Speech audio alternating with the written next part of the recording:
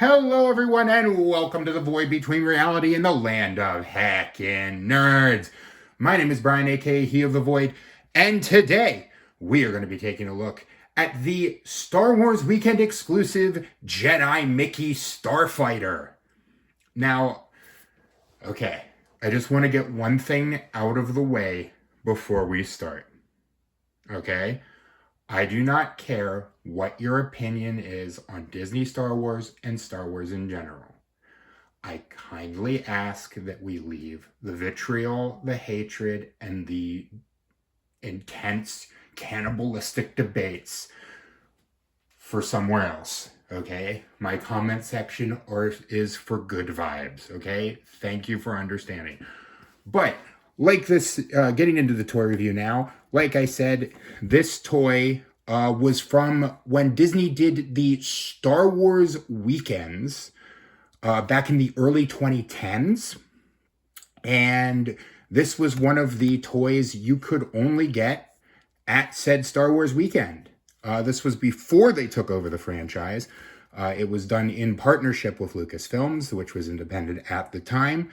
And it's one of the weirder toys in my collection, but I do love it. And pardon the dust, this toy has been around the block through 3 different houses, and I could not get all of the caked dust off. But first, I'm going to show you the 2 figures that were included with the Jedi Mickey Starfighter.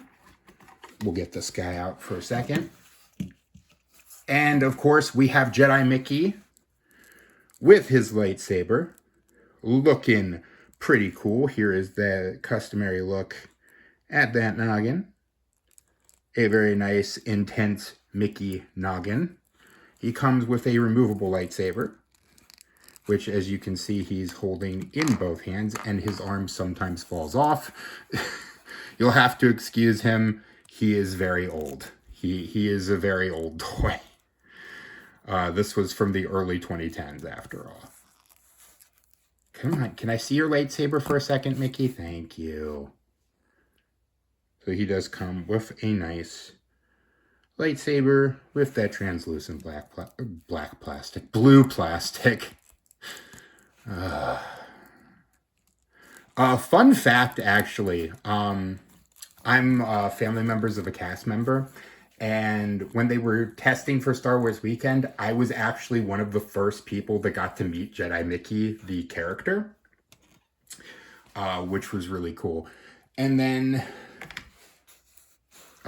he comes with R2 MK. So he's got his little astromech here with a cool little hat with that Jedi, or actually no, that's the Sith logo. For some reason he's wearing a Sith hat. I don't know. But it is pretty cool, and he can move. As for posability with these 2 figures, it's pretty limited, just the shoulders, and actually that's it for Jedi Mickey, the shoulders and the head. And then, of course, his arms can move. This is one of the droid... Actually, let me lower this just a bit. This is one of the droid figures that they had in Disney for a while before COVID, where you could make your own little Disney droids. This is part of the Droid Factory line. And as you saw, he can sit in Jedi Mickey Starfighter. It is a little hard to get him in and out just because the plastic has gone a little bendy on him because of how old he is. And I will admit, he wasn't stored the greatest. He's always kind of just hung out here. But we'll go over the Jedi Mickey Starfighter as a whole. As you can see, it is the, I forget what the ship name is, but it is the Jedi Starfighter that Obi-Wan Kenobi had in the original trilogy. It is very nice, very sleek and futuristic. You can see he's got the Mickey logos everywhere. And it does have a couple action features. You come back here, there's a little button, and it does fire a missile. Remember, always watch where you are firing missiles, especially if it is on camera, because if you don't, if you fire a missile and you don't look where you're going or where it's going, the missile gremlin will come out from his interdimensional pocket and steal your missile and never let you see it again. It also has this landing gear that can come down like so you can get him off, or get it off the ground a little bit more, although these like to collapse pretty easily. The other action feature it has is you come down here, there's a little lever, and if you press that lever, it does open up the wings of the Starfighter. So this is its cruiser mode. It was in landing mode, which I think is pretty neat. And of course, Jedi Mickey can, as I fire the other missile, luckily I saw that where that was going so that the missile goblin didn't get it.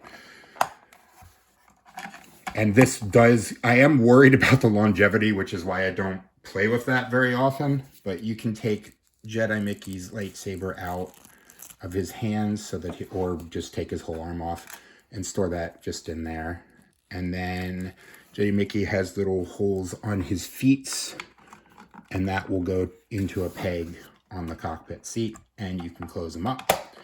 And you can have him piloting his Starfighter, which I do think looks pretty darn cool. So yeah, not a super complicated toy and a super complicated review, but it's something neat. It's a part of Disney history and Star Wars history when they had the Star Wars weekends. And it's an interesting piece. And if you love Disney and love Star Wars like I do, it's definitely something nice in your collection. Now, to be perfectly honest, good luck if you want one of these figures or want one of these Jedi Mickey Starfighters, especially if you want one complete. These are not easy to find, and they are not easy to find complete, and they are not easy to find at a good price. So if you can find one and you're a big Disney fan and a big Star Wars fan, yeah, pick them up.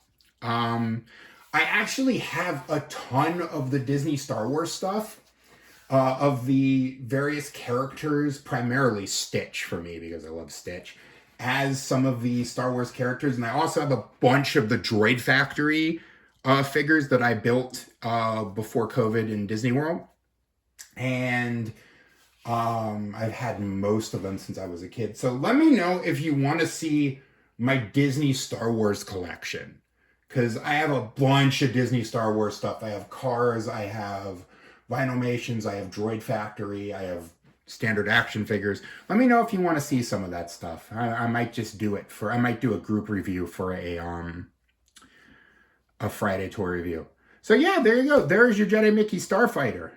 Before I do my outro, I just want to say, I know I promised Okami today. I had a dickens of a time trying to get it to capture on OBS.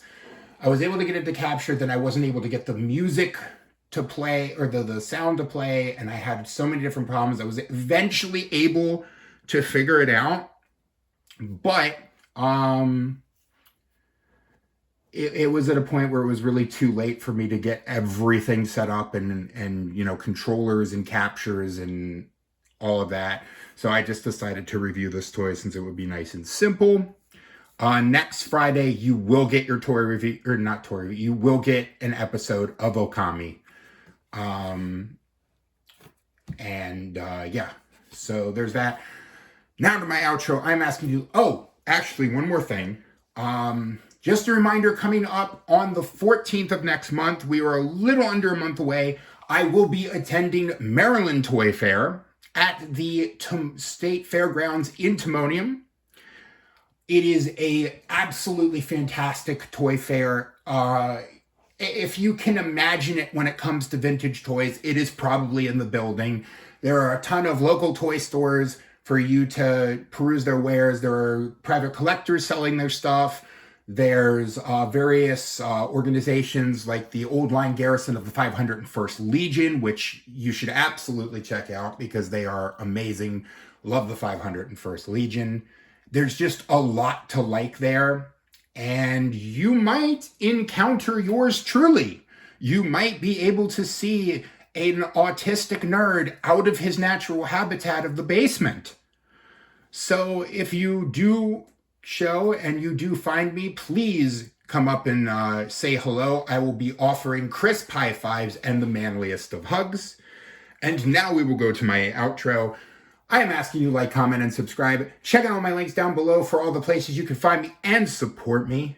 And yeah, remember, growing old is mandatory. Growing up is optional. Be curious, be playful, and above all else, be kind. And I will see you next time.